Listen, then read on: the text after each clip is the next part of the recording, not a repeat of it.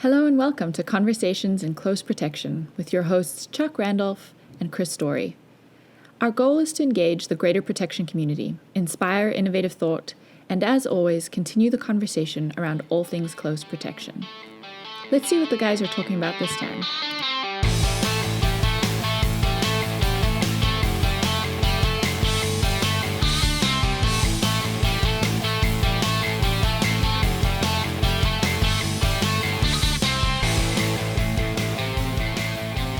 Ho, ho, ho. Happy holidays and welcome to Conversations in Close Protection. My name is Chuck Randolph. Across the digital divides. First, we have the determined Mr. Chris Story. Sir, good afternoon to you. We actually need to have three adjectives today. It's the over-animated Chuck Randolph and the determined Chris Story. And then the third one should be, yes, the third one, which would be whatever adjective you have for Waldo. And across the other digital divide is the measured Mr. Aaron Peck. Aaron, welcome back to your second annual Conversations in Close Protection appearance. Happy to be here. Did anyone think that Aaron looks like his voice? No. But Chris, measured it is. He's like, like clenched teeth, clenched toes, everything, just probably gripping the crap out of the desk. I'm already sweating. Dude, you gotta step back, Chris. We gotta see this. Oh, the dog? Check that out, man. Oh. No, not the dog, your duds. Oh, dude, this is a Christmas special, bro. Yeah. Come on. You are. And you know what? You are both special and Christmassy. Yes. Hey, here's the deal. I was gonna I was going at the last second. I was like, hey, maybe I should just put on a white shirt and a black tie and a black sport coat, like, a chauffeur, or, wait for it. Don't spoil it. Okay, fair enough. But I decided not to because there would be just too much of a parallel there, so I couldn't do it. But we'd all be hammered by the look at that. Spoiler alert. Okay, before we get too farther into this is our now annual or regular Christmassy special. Everyone's hopefully on a little vacation, got a little downtime, maybe enjoying a little libation or whatever it is that you might have. And of course, what do we like to talk about at the holidays? Our favorite Christmas movies. So before we get into any spoilers, Aaron, do you think we should just roll right into that clip? Let's roll. People keep asking if I'm back, and I haven't really had an answer. But now, I'm thinking I'm back. All right, there you have it. Baba Yaga himself. Baba Yaga. John Wick. Baba Yaga, Mr. John Wick from that amazing first ever John Wick. Yeah, good things, man. Aaron, what do you think about that, man? I am a big John Wick fan. Obviously, I don't have the critique or the critical eye you all probably watch it with, but just from a sheer badassery, I would put John Wick up there with any of my favorite action heroes. Yeah, absolutely. Also, I love a guy that sticks up for his dog, Oh yeah, kill the dog, you're going to hell. Yeah. It's suddenly I'm gonna freaking bring the pain. Yep. Yeah. Good times. And what do we love about this movie? I mean, there's so many good things that I love about it, and especially the first one. Everything. And by the way, before all the emails come, I enjoy the rest of the series, but this first one truly, I thought was badass. I really enjoyed it. Well, I think what changed the game in this, and Waldo, I know that you. And also, I should explain that Waldo is a term of endearment. And for those people who don't remember, Aaron was wearing a freaking red and white striped shirt at the Close Protection Conference. Super easy to find with those glasses. And he did not have he didn't have the hat on, but I was like, didn't have the hat. You're like Waldo. So there it is. Call signs for everyone. I think that the thing with this is a couple of things. Not a Christmas movie, but hey, as Chuck was saying, it's our football, so we're going to do with it what we want. But it is a movie that we enjoy, and you know, I tend to refer to that movie as, you know. Wait a minute. You talk about John Wick in the podcast? Yeah. I mean, we could do a John Wick drinking game out of it and people would be lit up by, you know, 30 I've minutes suggested in. it many times. That's Yeah. why I'm drinking coffee and not bourbon. Maybe that's the next deal. But I think a couple things that really changed it. Number one was the action piece, but number Yep. two, and I think almost more importantly, was the level of preparation that you know, we Keanu saw went into. Keanu do, right? But as you start to see more and more, all of the actors throughout the series like really put in a lot of preparation, and I Yep. think people had a significant amount of appreciation for that, and I think that's what makes it the gold, you know, one of the gold standards of action movies. Yeah, absolutely. I mean, when you look at the transition from the first movie to the third movie and the training, and you watch if you're a DVD extras person, I mean, I highly recommend watching the training pieces. You can find them on YouTube. Right. I mean, it just gets better and better. And let's face it, I love Keanu. I mean, you know, we're all, Aaron, you're not, but Chris and I are of a similar age. And anytime you get a guy that's at that age that just can come in and say, "You want me to train for John Wick? Hold my coffee." And then, you know, he brings all of it to the table.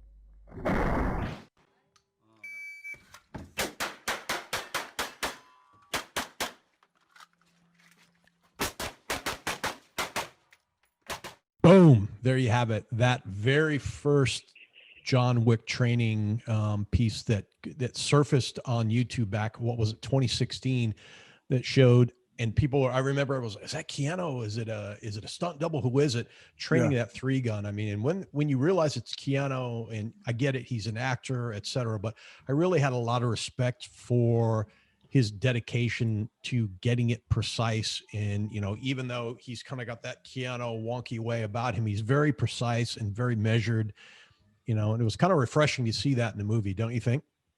Yeah. Well, I think that's what made it become, or at least start to be looked at as one of the gold standards, is Keanu's known for his preparation. Right.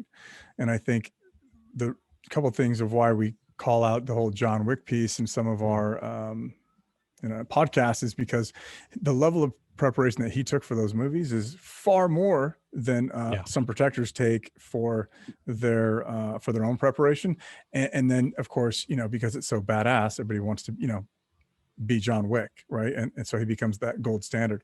But beyond that, I think what made it kind of the gold standard is, you know, for whatever reason, we transition away from some kind of like really crappy technical training, right? Or really crappy, you know, military technical writers or whatever. And I get it, right? You can only afford whatever you can afford. And there, you know, there's a perception from a producer or director of what it is, but they've transitioned away from that, you know, stupidity to being like as accurate as possible. And Aaron, you had talked before, like, hey, I don't have your eye for it, but I think people who have been in the martial, you know, or who work with martial skills, whether, you know, shooting hand to hand or whatever the case is, they have an expectation of, if you're going to represent, you know, an assassin, a SEAL or whatever, then it should be accurate. Right. And I think this was one of the first movies from my perspective that really focused on,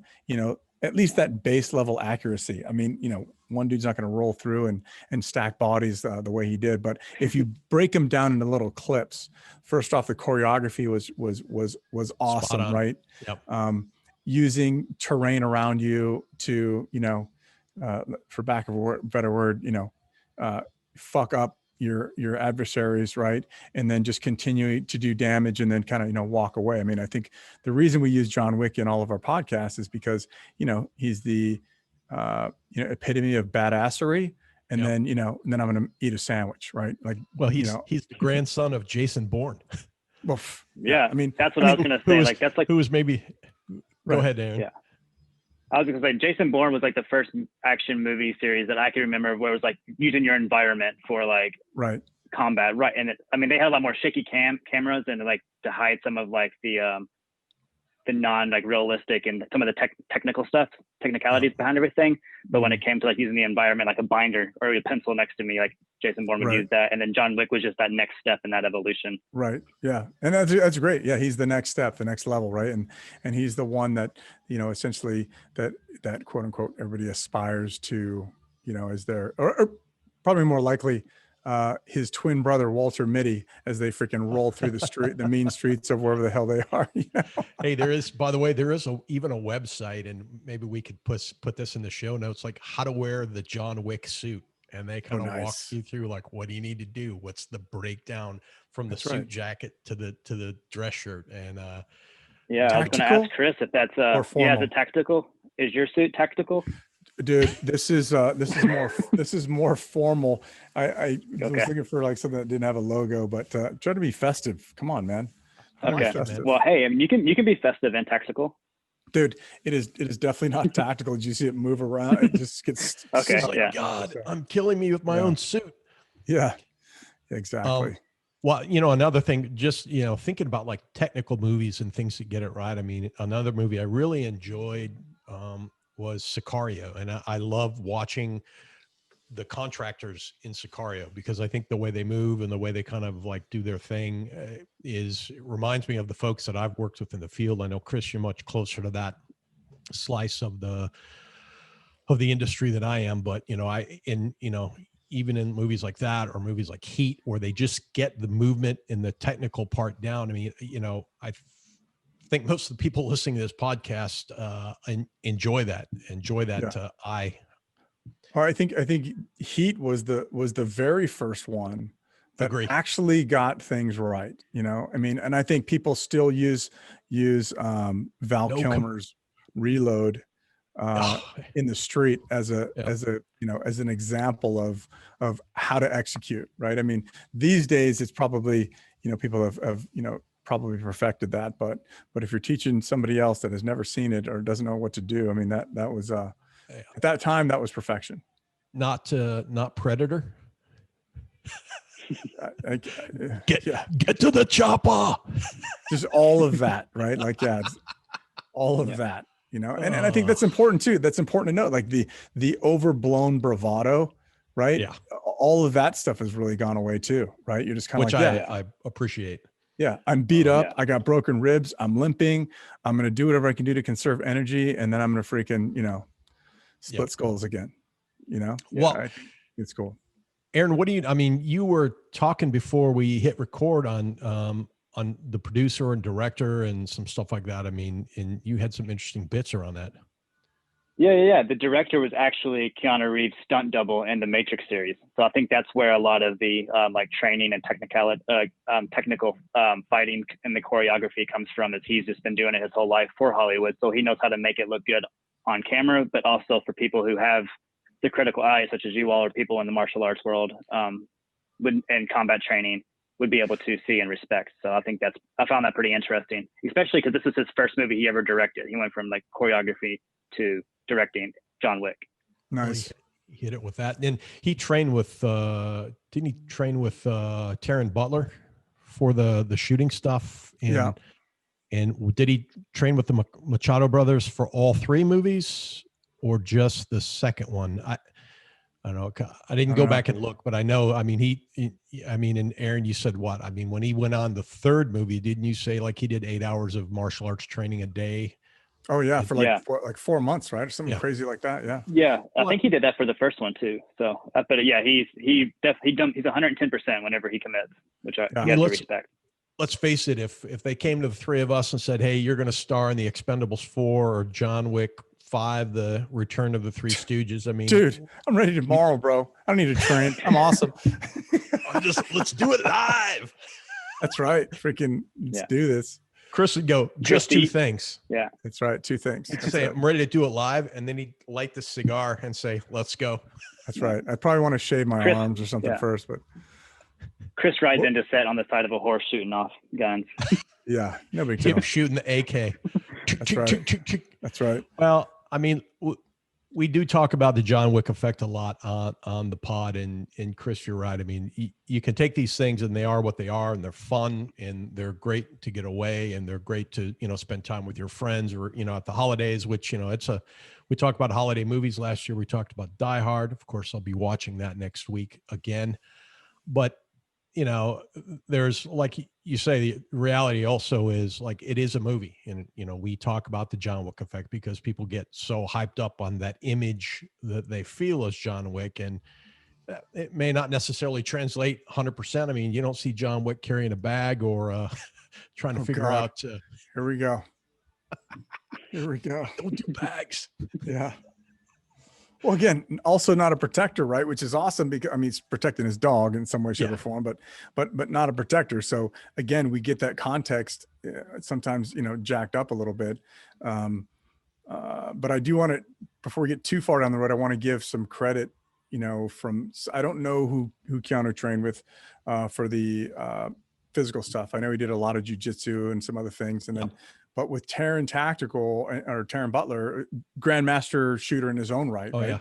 Yeah. Dude's a badass. Blew that, I believe, kind of blew him up significantly, at least in the John Wick movie genre. But then you're seeing a bunch of other actors just going, "That's awesome! I want to do that," and I want to challenge the whatever that course of fire was, so they can kind of, you know, because Keanu freaking set the standard for that for actors. So I thought that was really cool. And you can kind of see, what's the guy from the Punisher? What's his name? I think his John Berthal. John Berthal. Yeah. Not the Dolph Lundgren Punisher back from the 80s. Not that one. So all those guys are out there doing the thing, you know. And I think that the really cool part about it, if you look at those videos, is that you get to see the person. Right. Mm-hmm. It's not John Wick, it's freaking Keanu. It's not the Punisher, it's freaking John Berthal. It's, you know, and they're out there having fun and enjoying it and doing whatever. So again, I think it's I don't know, I think it's kind of cool that we're seeing these skills. The next piece is that makes those people really freaking scary, right? Like I immersed myself in freaking 4 months of 8 hours a day of jujitsu, and what did they say? I think it was like 3 to 4 times a week on the range. Do you really want to break into freaking Keanu Reeves' house, the nicest guy on the planet? Probably not. Wouldn't it be great though if you said, like, "Hey, we've got 4 months. You don't have to worry about bills or anything else." And if you go, like, you know, not to make it serious, but we've talked on this podcast before, like, understand your role, understand what you need, understand what. God, I mean, just how cool would that be?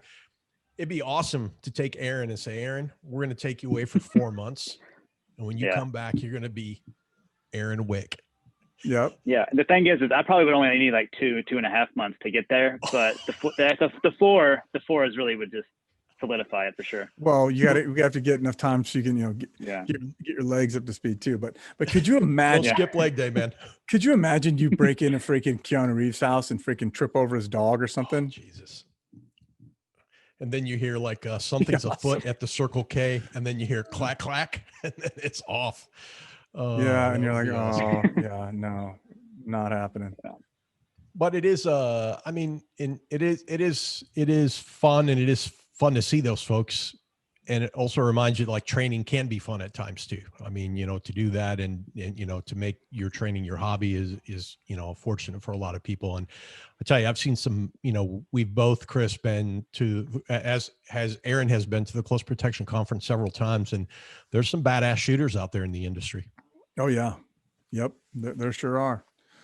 We just gotta, you know, we just hope that their other skills are as well-rounded, right? I mean, essentially, because that's just what, I mean, we make fun of it, right? Or I would say primarily I do, but you know, the reason behind that is that we can challenge people to be good at all things, not just good at what's the sexy stuff, not just good at what's fun, right? And I think that, you know, if you look at the John Wick movie, shoot, move, communicate, as you move to Halle Berry, he has a partner, right? And so now we're able to do those things, and we're using canines and all these things. I mean, it's a great, I don't know if metaphor is the appropriate, but we'll use that right now because I don't have a better one for, you know, being a well-rounded, you know, and I hate to say it, but well-rounded I'm not going to say the O word. I'll say practitioner, well-rounded practitioner, right? Thank you, sir. I think that's good.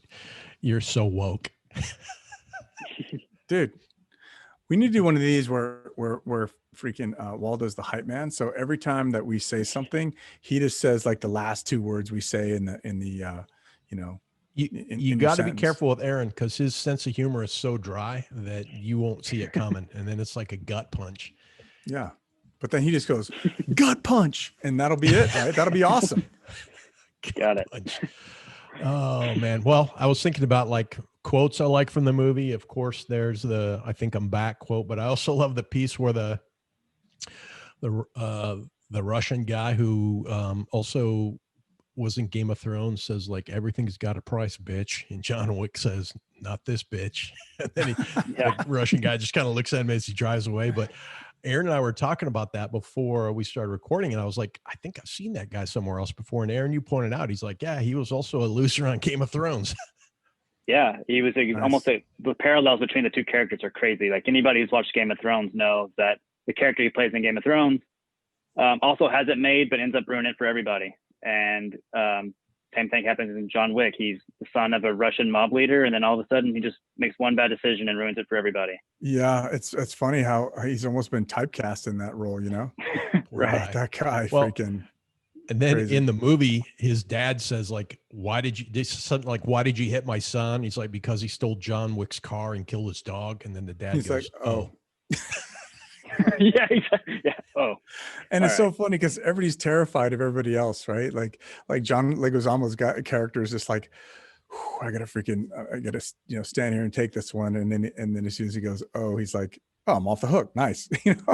and everybody's just in total fear. But then you introduce John Wick and literally everybody's like, I think that's the part that I enjoy about that as well, is that nobody really shies away from it. Right. Everybody's like, oh, well, okay, it is what it is. Here's how we're going to deal with it. And everybody's shitting tax, right? Everybody's, shaking hands and drinking and doing all the things, but they don't back down.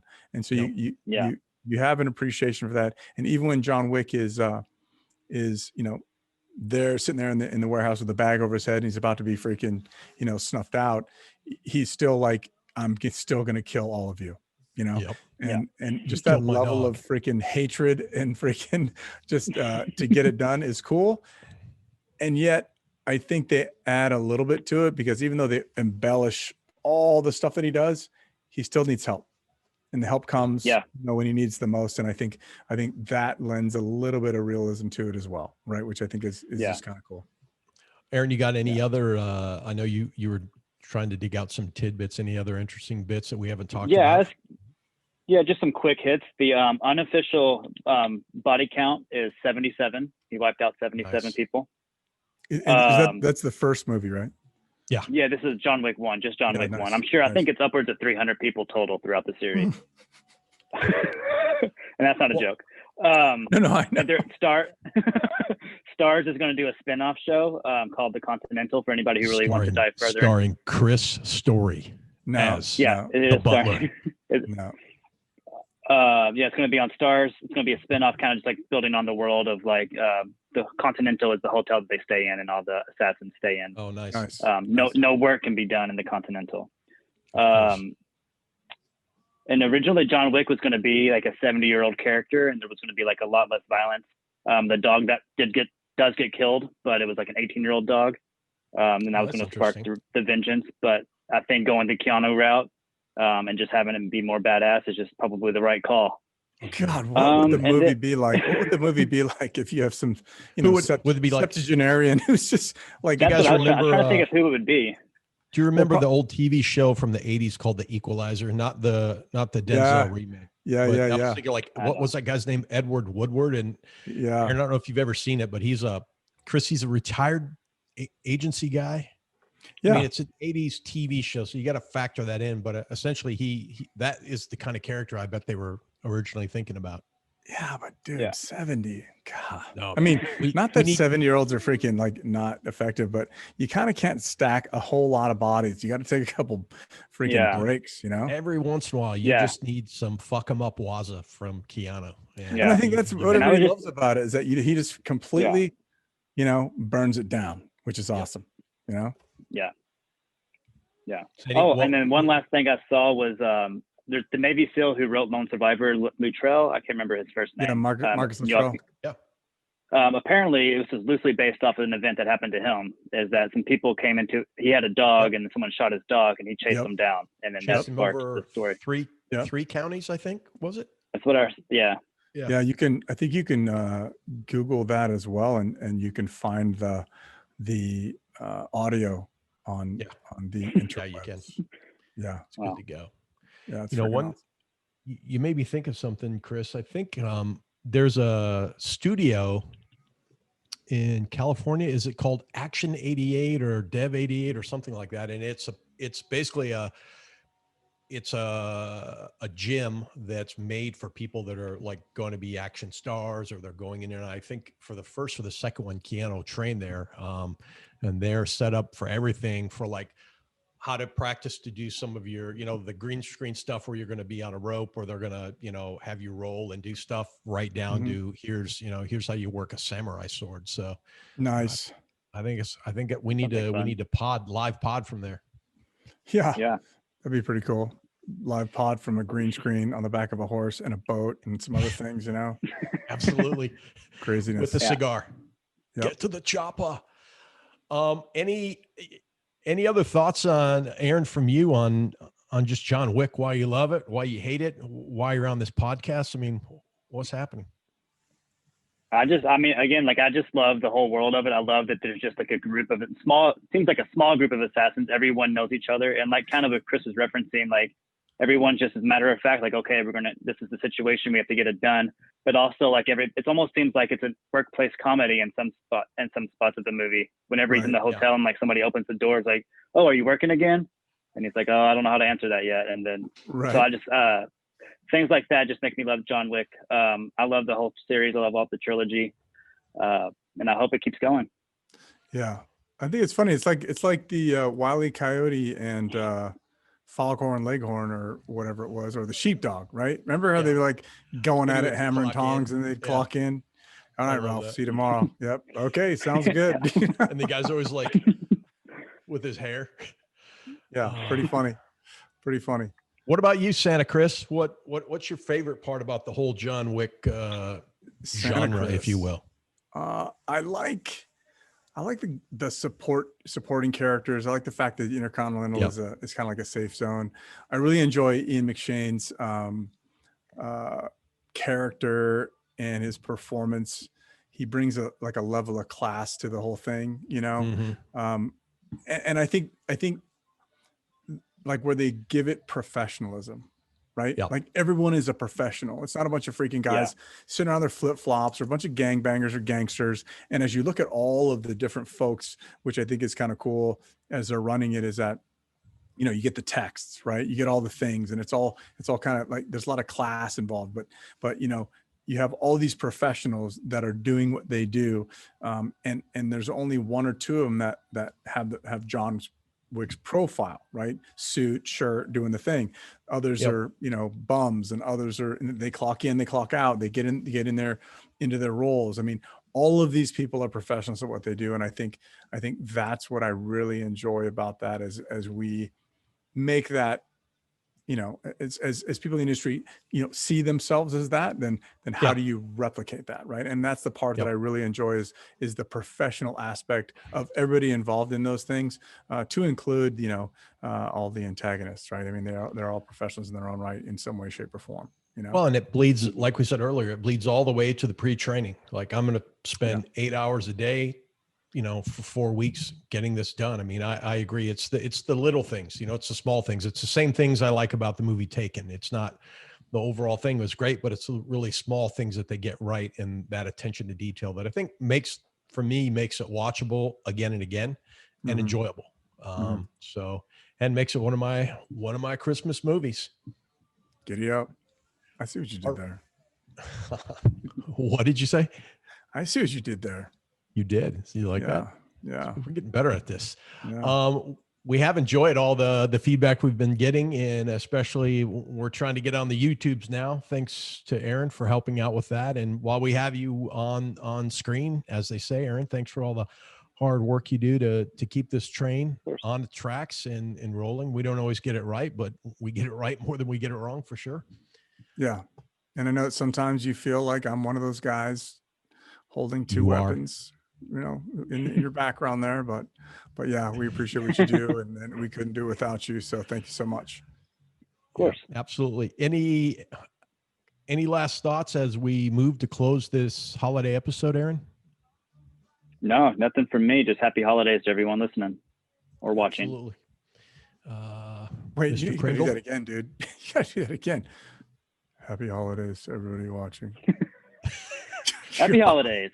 There it is with the thumb. Nice. Happy holidays. Okay, cool. What Yeah. about you, Chris Kringle? Happy holidays, everybody. No, hey, Merry Christmas, Happy New Year.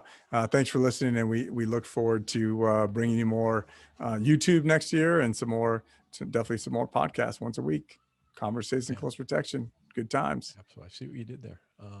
Absolutely. Wherever you are, from all of us at Conversations in Close Protection, to include Rachel, keep your head down and watch your six, get some downtime, and enjoy time with your family, and be safe. This is Conversations in Close Protection. I am Chuck Randolph. Across the digital divides has been the determined Mr. Chris Santa Kringle Story. Nice. And across the other digital divide is the measured Mr. Aaron Peck.